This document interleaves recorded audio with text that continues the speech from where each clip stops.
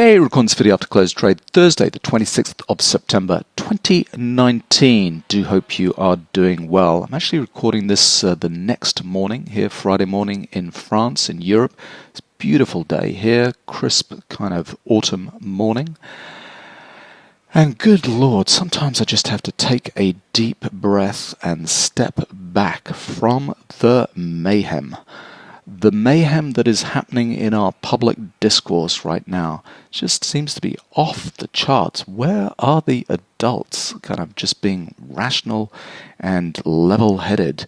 We've got impeachment talk back on the table with whistleblowers and hearings and Ukraine in the US.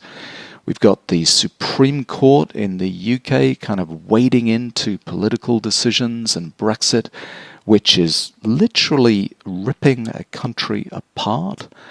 We've got poor old Greta pouring her heart out to the UN delegates and getting young people around the world worried that the end of civilization is nigh. Just extraordinary. It's difficult not to feel the angst. I suppose I'm not alone. You're probably feeling it out there too. And the reason for doing this video is I got an email a couple of days ago from Julian, who's a good friend of Emini-Watch, and he wanted to talk about gold and silver. Gold and silver, I always think, rather than money printing being the trigger of gold and silver, I'm kind of in Martin Armstrong's camp, which is gold and silver go up when there is political uncertainty. And I definitely see that kind of around, and we've had this huge rally in gold and silver. And so Julian wants me to review the charts on that. So good time to do that. Here's Julian's email. Hi Barry, thanks very much for the new combo. We'll try it out. This is the new combo indicator that you'll see on the charts. The backgrounds are painted grey and kind of dark red for downtrends and uptrends, just to make things a little bit more visually easier to see. It's based on a combination of beta pro-am and beta sine wave. That's why it's called a combo indicator. I notice you're using TradeStation 9.5 and not 10.0, or is it just clearer for doing demos? I actually really like TradeStation 9.5, and I don't particularly like the look and feel of TradeStation 10, so I haven't switched to it. I think if you switch to 10, you can't switch back to 9.5, so I'm kind of reluctant to move on. Great to be reading your blogs again. Yep, I'm happy to be blogging a little bit more frequently these days. As gold and silver are headlines, would it be possible for you to do a chart review on these and where things may be heading? So absolutely, I think that's a great idea. I'll do gold and silver, and I'll also do Bitcoin, because Bitcoin is kind of considered e-gold, an electronic kind of version of gold. But before getting to the gold, silver, and Bitcoin charts, I want to review what I would call a healthy trend setup looks like. And to do that, I'm going to show you a trend that has been well underway, for the last almost year now with bonds. And this is at US, so continuous contract of US Treasuries, 30-year Treasuries, daily chart going on here, and we've got the two views. This is one view which uses volume momentum and the momentum kind of signals with professionals and amateur activity marked, and professional and amateurs are divined based on average trade size. Blue for professionals, yellow for amateurs. And then the other view is just using price alone and using cyclical and trending activity with beta sine wave. And you can see the 3 time frames printed here with the different thicknesses of the lines based on the 3 different time frames. In the background, here's the combo indicator. So this is red for an uptrend, grey for a downtrend, and so on. So in my view, a healthy bottom and change in trend looks like this. First of all, we get a sell-off. We have exhaustion selling, and blue professional bars kind of come in here. So on this decline, the professionals come in volume, and they buy up that initial low. We have a bullish divergence pattern kind of comes in, and then we come back with more selling volume, a final low being made with a flush pattern, flushing out the last of the sellers. You can see the professionals buying the dip there, the low, and they come back in here and here, buying that kind of confirmatory dip. And then as the trend gets going, they get active again, kind of buying the breakout just here. The trend won't be over until we see the reverse kind of pattern with exhaustion buying, blue professional up bars, and so on. So at the same time as we get these volume patterns kind of making this low, we also have trending and cyclical patterns making these lows. On the highest time frame here, you can see we've got a cyclical support kind of coming in. We start making pullback to end of trend signals on the lowest time frame and on the intermediate time frame, and then when we do this final test, we have a pullback to end of trend on the lowest time frame kind of going off here, and then we start breaking above resistances into an uptrend, bang, and the trend kind of gets away. So now that for me is a healthy bottom, because we have exhaustion selling, we have professionals buying the lows, buying the test, and so on, and the market kind of gets away. Where it ends is where we get all of the cyclical patterns kind of coming together. We've put in a couple of pullback to end of trends on the lowest time frame here and here, but we're still above resistance on the intermediate time frame and on the highest time frame. So to top this thing out, we'll eventually need to put in pullback to end of trend patterns on the intermediate time frame and maybe a pullback to end of trend on the highest time frame. So that is a healthy bottom and a healthy change in trend. Let's compare that with gold. So at GC, continuous contract, daily chart of the gold, same thing going on here. So we break into an uptrend marked with the background kind of turning red here over the last couple of months. But do we have, a real bottom being made? We have exhaustion selling kind of going back here, back into 2016. We have some exhaustion selling here in 2017, but this low that was made down here, we don't have exhaustion selling. We have no blue professional bars kind of down here at the lows. We've got the move being led by the amateurs here with Rambo patterns kind of into this high, and then we test into 1300. And I suppose they buy the breakout, the professionals buy the breakout at 1350 as we move in here. But all along the way, they've been kind of potentially taking profits here and taking profits here.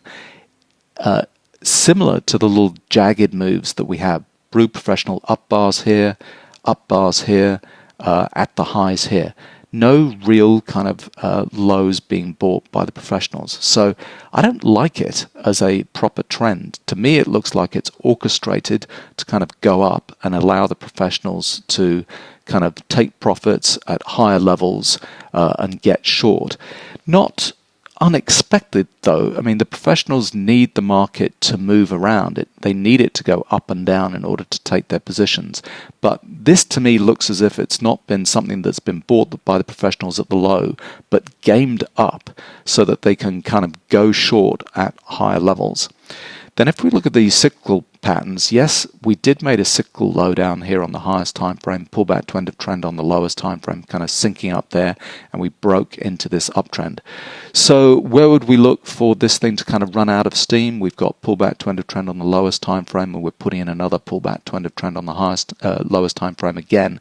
But look, we're above resistance on the intermediate and the highest time frame. So it's got to run to a pullback to end of trend pattern on the intermediate time frame at least, and maybe one on the highest time frame as well before this kind of price trending move is over. But for me, that just doesn't look like a healthy trend with a proper bottom being made as we'd seen in bonds. So then what about silver? Silver, similar kind of thing. You can see down at the bottom, kind of down here, yes, we had exhaustion selling going on. No blue professional bars on the way down here. We had Rambo patterns kind of getting the move going. It's always suspect when that happens. And so when it goes the other way, they're kind of shaken out of their positions. We get a Rambo to Rambo channel. And then we have, same kind of pattern. Blue professional bars step in, kind of buying this breakout as we get above 1550. On the silver chart, but similar thing. Blue professional up bars here, here to some extent, definitely here on this spike, and that spike, not necessarily at the lows, kind of down here. Possibly you could count that, maybe this one kind of down here. But again, in my mind, it's not kind of a healthy pattern. And maybe some profit taking, initial profit taking going on at kind of 1950. What about the cyclical activity?